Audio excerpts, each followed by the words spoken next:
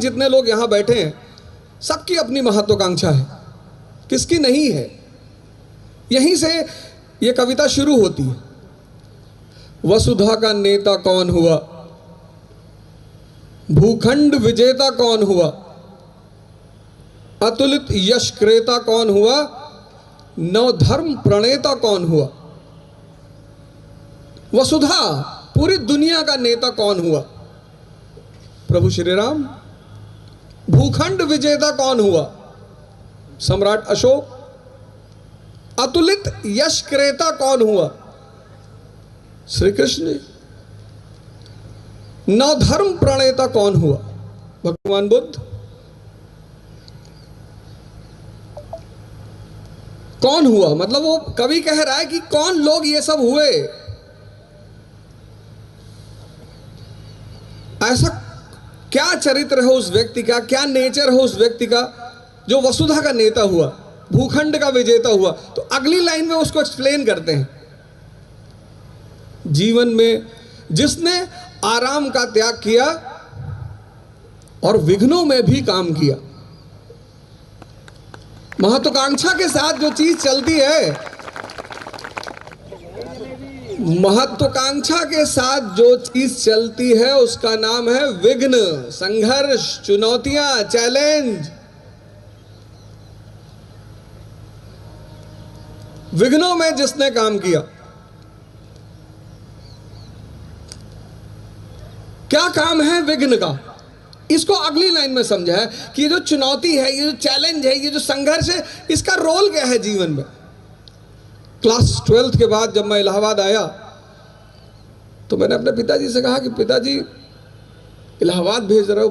तब इलाहाबाद था इसलिए इलाहाबाद बोल रहा हूं, अभी जब आज की बात करूंगा तो प्रयागराज बोलूंगा।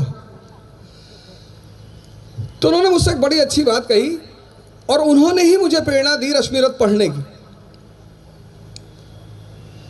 जब हम पहली बार यहां आए तो शुरुआत में तो शौक था कि टिफिन मंगाएंगे।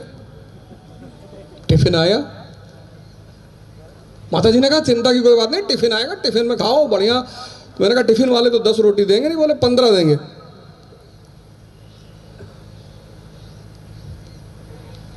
टिफिन आई पहले दिन। दाल में जब मैं दाल खोजने लगा तो दाल थी ही नहीं। 10 दिन टिफिन का खाना खाया, पीलिया का सौगात मिला, पीलिया हो गया, घर भागे। तो पिताजी ने कहा ऐसे थोड़ी, अब गए हो तो खुद से खाना बनाओ। विघ्नों में जिसने काम किया, विघ्न का काम क्या है, संघर्ष का काम क्या है।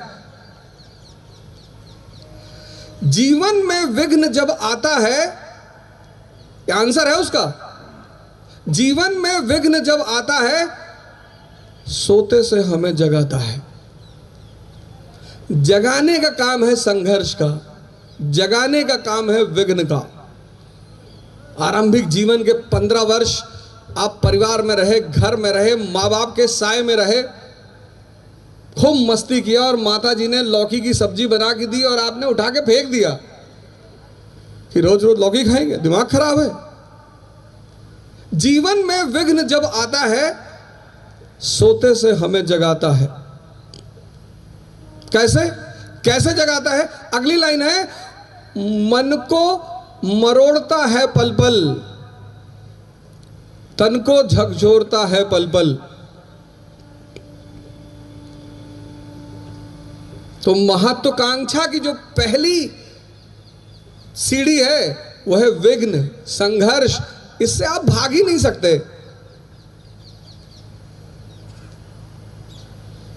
जब भी मैंने क्लास लिया, जहां भी क्लास लिया पूरे भारत में, यहां तक कि मैं भारत से बाहर जब मैंने क्लास लिया तो मैंने ध्यान और योग से ही शुरुआत की।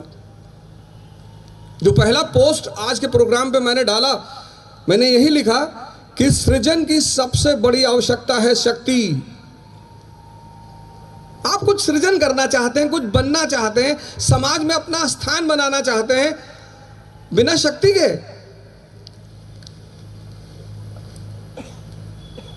आप कहते हैं सर हम तो गुटखा खा के बना लेंगे।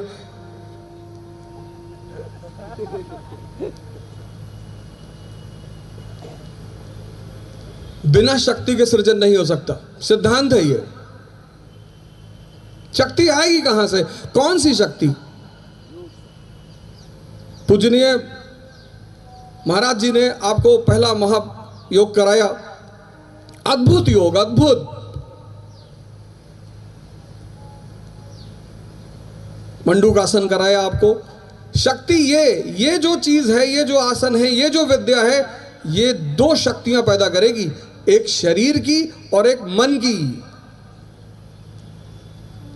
साइकोलॉजी आज एक सब्जेक्ट पैदा हुआ पश्चिम में। साइकोलॉजी बेटा है पूंजीवाद का।